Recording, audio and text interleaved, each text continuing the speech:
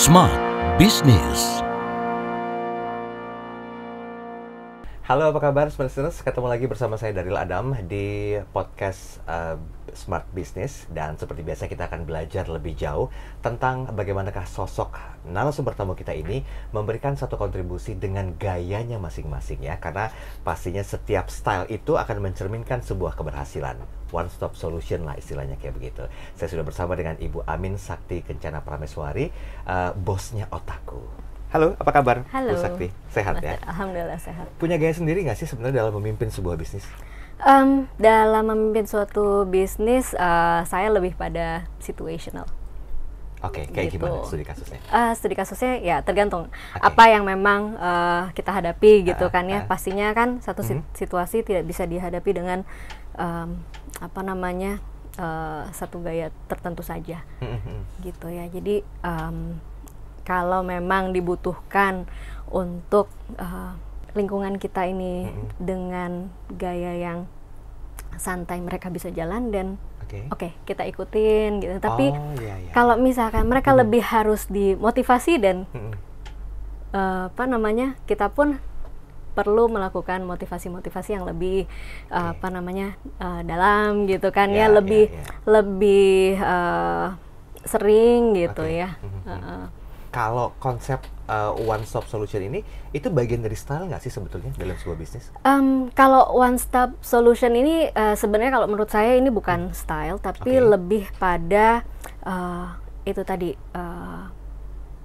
diferensiasi dari bisnis yang memang saya geluti gitu. Oke. Kenapa harus milih istilah one stop solution, Bu Sakti? Kan terkesan tuh kayaknya ada narsisnya juga, menggambarkan sebuah pride juga gitu kan. Lu nggak bisa kemana-mana, pilihannya di sini aja gitu. Bahasanya kan kayak gitu ya. Betul. Jadi kenapa one stop solution? Ya karena produk pariwisata itu sebenarnya banyak sekali gitu kan ya. Ada pesawat, ada tiket kereta, hotel, kemudian sewa mobil gitu kan ya. Dan kita nih kalau kita traveling kita butuh banyak sekali produk gitu. Nah, dan kita tuh capek banget kayaknya kalau misalkan harus pesawat di sini, kemudian hotel di sini, beda-beda gitu kan, very time consuming gitu kan Nah, itu kenapa kita buat itu dalam satu platform gitu, dan juga marketnya juga Mas Daryl gitu kan. Misinya adalah waktu saya mendirikan Otaku ini, gimana caranya supaya sesama pelaku pariwisata tuh bisa saling support dalam satu platform. Gitu. Jadi saling support ini kalau biasanya misalkan saya sebagai seorang travel agent butuh mobil gitu kan nyarinya juga nggak gampang ya gitu. Tapi kalau misal mobil terus butuh hotel, butuh wifi gitu kan, saya harus ke tempat-tempat yang berbeda, itu amat sangat time consuming, energi juga kebuang, budgetnya juga lebih banyak lagi ya. Tapi riskan nggak sih kira-kira Bu Sakti dengan banyaknya ekosistem yang bergabung ya dalam sebuah bisnis dengan istilah one stop solution tadi? Kalau hemat saya sih ya dari kacamata awam, apakah mungkin ini tidak memberikan bisnis lain berkembang juga, Bu Sakti? Kalau menurut saya sih justru ini bisa itu tadi collaborate. Konsepnya gitu kolaborasi berarti. Konsepnya kolaborasi gitu kan ya. Kalau susah atau enggaknya, itu tadi kita perlu punya satu SOP yang benar-benar workable gitu kan ya, dan juga it guarantees bahwa setiap pelaku ini benar-benar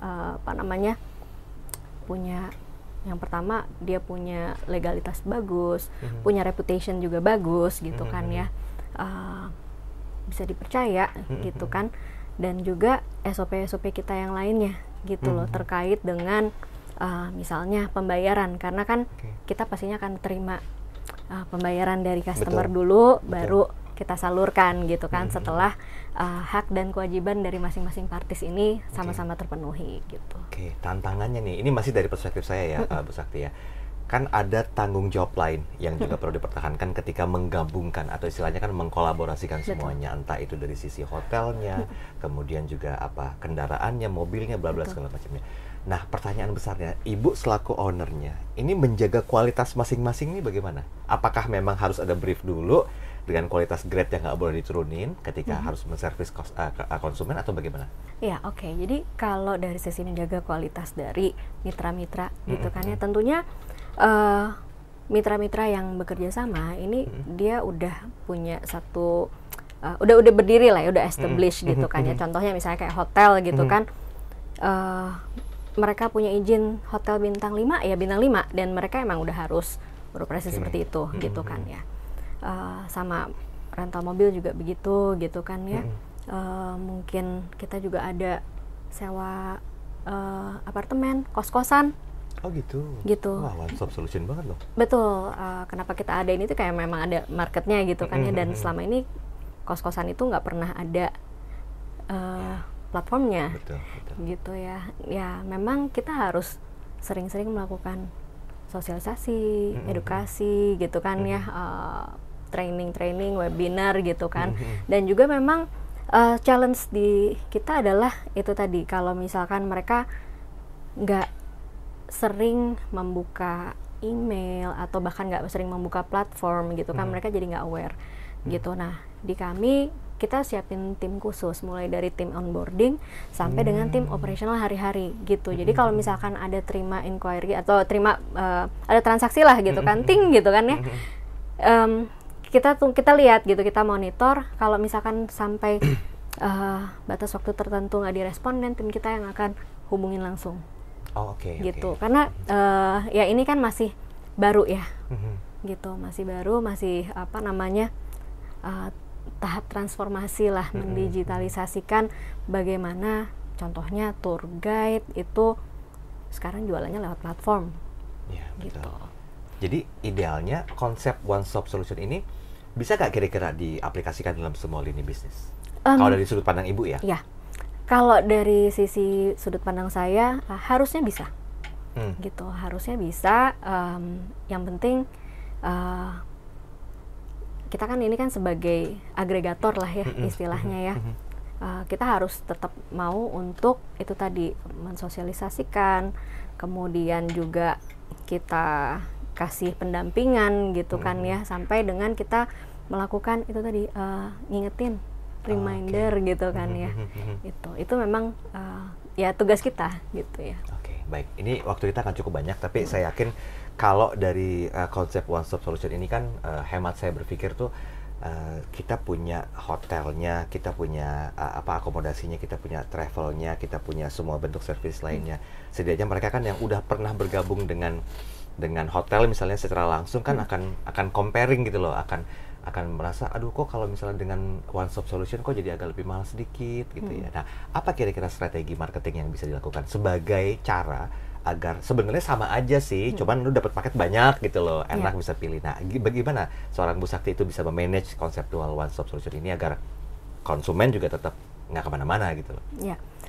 Dengan konsep one stop solution, harusnya kalau kita menjadi suatu agregator itu harga bisa kita lebih manageable lah ya, gitu ya. Karena dari sisi marketnya kita ada, dari sisi suppliernya kita ada, dan sesama pemilik produk pun bisa melihat kompetitor tuh seperti apa sih gitu kan. Bukan untuk ditiru, tapi kita mendiferensiasikannya tuh seperti apa. Oh, lagi-lagi gitu. Masalah diferensiasi. Betul. Itu saja? Itu. Baik. Bicara masalah konsep one stop solution, sepertinya ini mau nggak mau kita akan dipaksa dalam tanda petik ya untuk menentukan satu pilihan dengan menu-menu yang banyak. Sama lah kalau kita misalnya berada dalam sebuah resto, ada pilihan-pilihan paketnya. Nah, itulah konsep one stop solution. Tinggal bagaimana Anda memilih sesuai dengan kebutuhan-kebutuhan yang Anda perlukan. Ingat, pilihan yang tepat tentunya menjadi sebuah hal bijak yang bisa Anda dapatkan, karena bentuk pelayanan pun pasti akan mengutamakan kualitasnya. Sampai ketemu di bincang berikutnya. Smart Business. Lead you better.